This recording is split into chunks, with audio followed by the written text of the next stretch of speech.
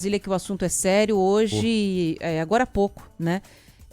No começo da tarde, o STF marcou a data para o início do julgamento do ex-presidente Jair Bolsonaro e mais 7 réus apontados como integrantes do núcleo crucial da tentativa de golpe que culminou naqueles ataques aos prédios dos 3 poderes em Brasília. A gente tinha a expectativa de que essa data saísse logo, Joel, depois do cumprimento de todo o rito, né, de datas e prazos. Nessa semana, a defesa do ex-presidente e dos outros réus, as defesas, no caso, apresentaram as chamadas alegações finais. Então, depois disso, é marcar o julgamento. Foi o que aconteceu. O Rodrigo Vilela, da Rádio Bandeirantes Brasília, está aqui com a gente para falar exatamente sobre isso, né, Vilela? Boa tarde.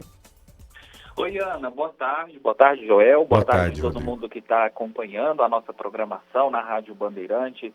Ana, é isso mesmo. Quem marcou essas datas foi o ministro, que é o presidente da primeira turma do Supremo Tribunal Federal, o ministro Cristiano Zanin. Ele marcou as datas para julgar esse núcleo que tem o ex-presidente Jair Bolsonaro nesse processo que apura essa suposta tentativa de golpe de Estado. De acordo com essa decisão, Ana, Joel, que saiu agora há pouco, como você bem disse, na abertura do assunto, as audiências devem ocorrer nos dias 2 e 3, 9, 10 e 12 de setembro. O início previsto dessas sessões é às 9 horas da manhã e termina ainda pela manhã às 12 horas.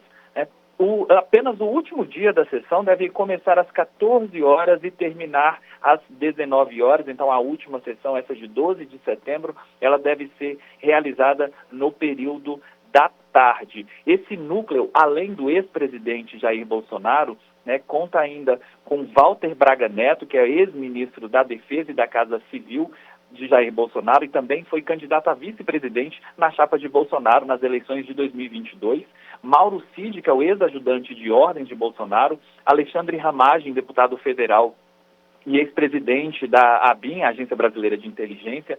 Almir Garnier, que é almirante de esquadra e comandou a Marinha no governo de Jair Bolsonaro. Anderson Torres, que foi ministro da Justiça. Augusto Heleno, que era o ministro-chefe do GSI, que é o Gabinete de Segurança Institucional, além de Paulo Sérgio Nogueira, general e ex-ministro da Defesa. Ana, Joel, ouvinte, o julgamento ele começa com o ministro Alexandre de Moraes apresentando o relatório. Nessa apresentação, ele vai trazer um resumo do processo, contar um pouco desse caso, mas ainda não há apresentação de voto do ministro. É a apresentação do relatório.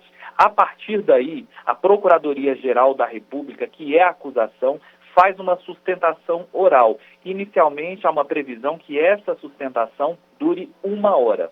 Depois, terminado esse prazo de 1 hora, ele pode ser estendido a depender ali da decisão do presidente da turma, do ministro Zanin.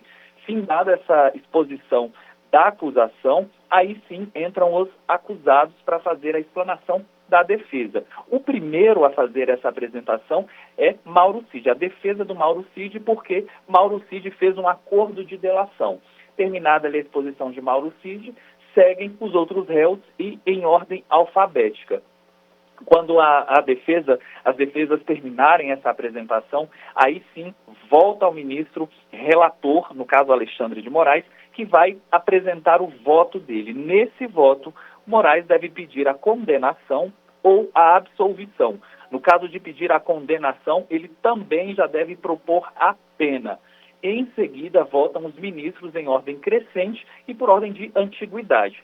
Pela composição dessa primeira turma, os votos seguem com Moraes abrindo, por ser o ministro relator, entra Flávio Dino, Luiz Fux, Carmen Lúcia e aí Cristiano Zanin, que vota por último por ser o presidente do colegiado.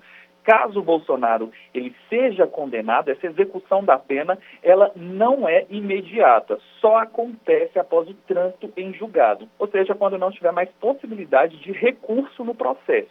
E isso pode levar algum tempo, porque depende de eventuais recursos apresentados pela defesa dentro do próprio Supremo Tribunal Federal, já que a decisão da primeira turma pode ser objeto de embargos, ou de outros questionamentos. Eu volto com vocês. Valeu, tudo muito bem explicadinho. Obrigada ao Rodrigo Vilela, da Rádio Bandeirantes Brasília. Portanto, daqui a 2 semanas, praticamente, a gente vai ter o início de todo esse rito, como ele nos explicou aqui, para o julgamento do ex-presidente Jair Bolsonaro, lá na primeira turma do STF. Tchau, Rodrigo. Um abraço, bom final de semana. E olha, agora há pouco o presidente da Câmara, o Hugo Motta, enviou para frente, né, tirou da mesa dele uma série de ações, de processos que estavam ali parados, entre eles 4 pedidos de cassação do deputado federal Eduardo Bolsonaro, que não está no Brasil, né, está nos Estados Unidos. As representações estavam paradas na mesa diretora e dependiam de despacho do presidente da casa, né, do Hugo Motta, para que pudessem ir adiante. Portanto, dando encaminhamento a esses pedidos também para que a situação de Eduardo Bolsonaro seja avaliada lá no plenário da Câmara dos Deputados. Deputado que está afastado, né, vivendo nos Estados Unidos há alguns bons meses. Né? É verdade.